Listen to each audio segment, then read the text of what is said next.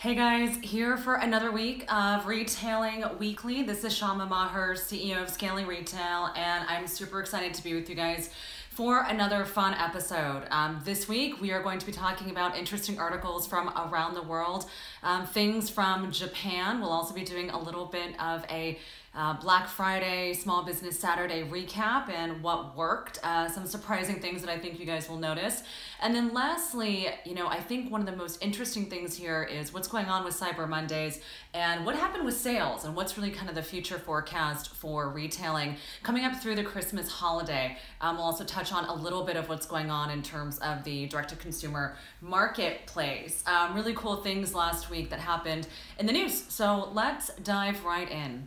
So guys, Cyber Monday, Black Friday, Cyber Monday, super amazing. A lot of retailers end up doing huge business. In fact, companies like Macy's ended up seeing an increase in their stock prices. Now, many of you guys are probably saying, well, why does something like that matter, right? A company like Macy's where we're thinking, oh my gosh, the business is going out.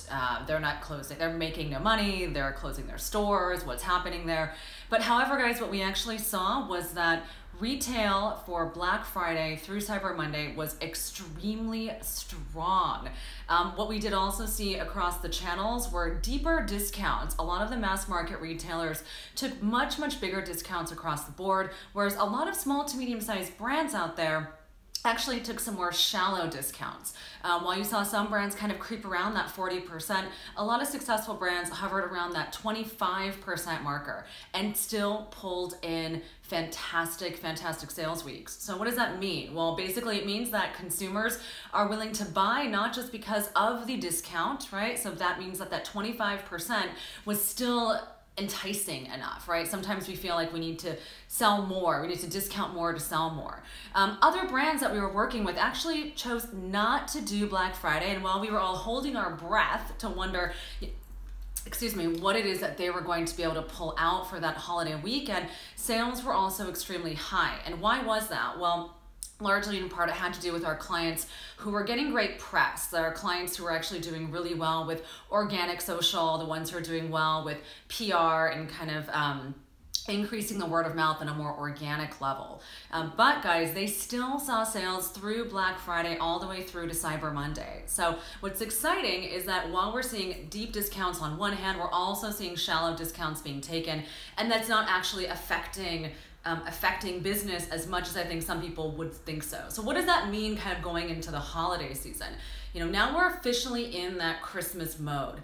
Many of you guys who are, own retail companies who are doing things like, digital advertising, digital marketing, you might have been looking at your digital forecasting and saying, wow, some of these ads were not performing as well as maybe I thought they would. And a lot of that has to do with what worked for your business last year may not be working for your business this year. So some of the things that our clients have been doing that are really fantastic for digital marketing is changing up their ad collateral frequently. They are also doing a lot bigger target ranges. So that means if you had lookalike audiences that were 2%, 3%, they're going all the way up to about 5% and higher. And then also, guys, I think taking a look at some much wider segmentation in terms of who you're targeting, making sure that you're not just going so niche and so specific, but you're actually saying, hey, I'm gonna give a much broader perspective to see who's gonna be able to convert on my small to medium-sized business campaign. Okay, so let's jump back into the news one more time.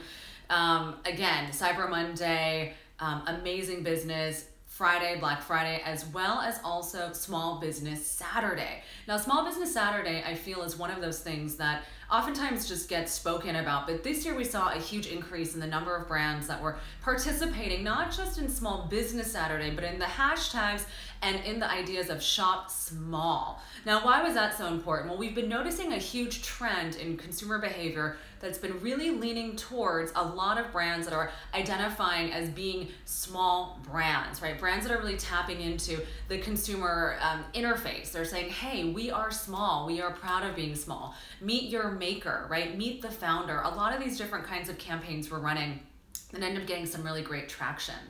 Now, what we'll probably tend to see now as we move into the holiday season are discounts that are going to continue to rise across the board, but we're also going to start to see brands that are pulling back and waiting until after Christmas in order to go big.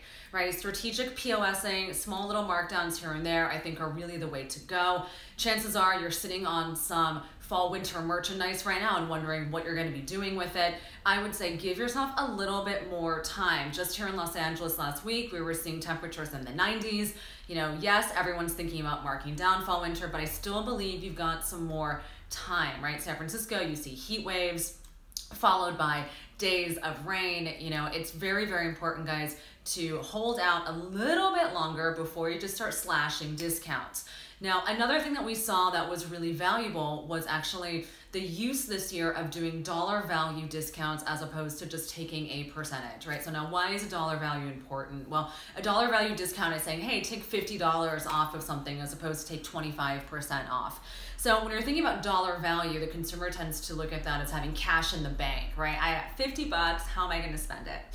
So you will plan to see more of that going into this holiday season. We got the 12 days of Christmas leading up. We've also got these quick mad dash to the finish line, a lot of purchasing campaigns that we're going to see out there, which is 24 hours to Christmas, 48 hours, get your purchasing in right before the holiday, free shipping, free overnight shipping, all of that. So that I think is going to be really, really exciting and really interesting kind of as we go further into the holiday season. Now, a couple cool things that I had the pleasure of being quoted in the last week and some great articles that I wanted to bring up. One was an article by the Associated Press that got syndicated in the Financial Post, SF Gate, as well as CBS, and that really had to do with the experiential around small businesses and really capturing small businesses and having them create better relationships that are less transactional with consumers. Now, why is that important? Well, creating something that's more emotional, creating a great communication with your consumer really helps them feel like they're a part of something bigger than just their dollars. And we're starting to see, guys, a lot of retailers implementing some of these strategies and seeing some fantastic results. Just the other day, we got a great email into our newsletter, the Scaling Retail newsletter, telling us about how great these strategies were for capturing the customer in store. That's going back to old school things like clienteling, making sure that you know their birthdays, making sure you can help them shop, providing events and other kinds of services, right? So that I think is really valuable, and we're going to start to see more of that obviously pick up as we go into the holiday season. Now, the other article that I had the privilege of being quoted in was in glossy.co. So that's glossy.co. Great online digital publication, really specific for the retail industry, talks about branding, retailing, luxury markets, etc. And this particular article was really about the direct-to-consumer value proposition. Now, what I think is really interesting about going direct-to-consumer is that there are still some great opportunities for you guys out there to enter the market. You know, we might have said to ourselves, well, is there really space for us? And actually, I think it really depends on who you're targeting for that direct-to-consumer brand. Now, the other thing that I think is important to mention here is that direct-to-consumer, I believe, is really one of the first transition points into a bigger brand strategy, unless the goal is just to be direct-to-consumer. Case in point, companies like Bonobos, Warby Parker, Everlane, Gemmy, these guys all started off direct-to-consumer, branched off into some brick-and-mortar things, and then kind of moved past these brick-and-mortar flagships to then start to do different kinds of wholesaling opportunities. So I think that that is, you know, a really great way to start to look at direct-to-consumer, right? It's simply one way that we can start to do a launching off point. Now, another interesting article that I saw this week was in Business of Fashion, and Business of Fashion was commenting on the Japanese retail markets and what's happening here in their department stores. Now, what's fascinating is that Japan has long been revered for having this really beautiful, you know, throwback experience, right? It's really beautiful, everything is really engaging, it's very interactive. And what I love so much about the story is that it really talks about how this old school clienteling and retailing actually is fantastic for the consumer. And so Japan is really winning in terms of these strategies. But in the areas where business tends to be lacking is the adaptability to really the online marketplace. So it's kind of funny to see here a real dichotomy, right, between the US market, which now seems to be really crushing it in terms of online presence and online sales, and then, you know, looking at the retail brick and mortar space here, which is actually thriving, guys, among small to medium-sized businesses, but is struggling with a lot of these bigger brands that have failed to adopt these online strategies. And so I think what we're going to start to see here, and kind of based on this Business of Fashion article, it's really Japanese market starting to adopt some more interactive and engaging online experiences. In fact, guys, I would even beg to say this is really a global thing. I was reading today in Google Trends talking about, targeting, making sure that your ads and who you're targeting to is really a globalized population. I think now more than ever when it comes to online advertising and how we do search engine marketing as well as any native advertising, that we don't just think about targeting just our local communities, right? We are now working in a very highly globalized country and platform, right? It's not just we can transact from the US to other places, but other countries are transacting and selling and targeting to us. And so I think that it's really valuable and important to start to think more holistically about digital advertising and native advertising opportunities across different countries. Business of Fashion's Voices is going to be coming up really soon, guys. I'm really excited to be able to tune in. They're doing live screenings at Soho House. All over the world. I was recently in Istanbul and I just noticed that they were going to be posting up, doing some live screenings in Istanbul, which I think is amazing at the Soho House there. If you guys don't get a chance to kind of see the highlights, I'll definitely cover some of that next week.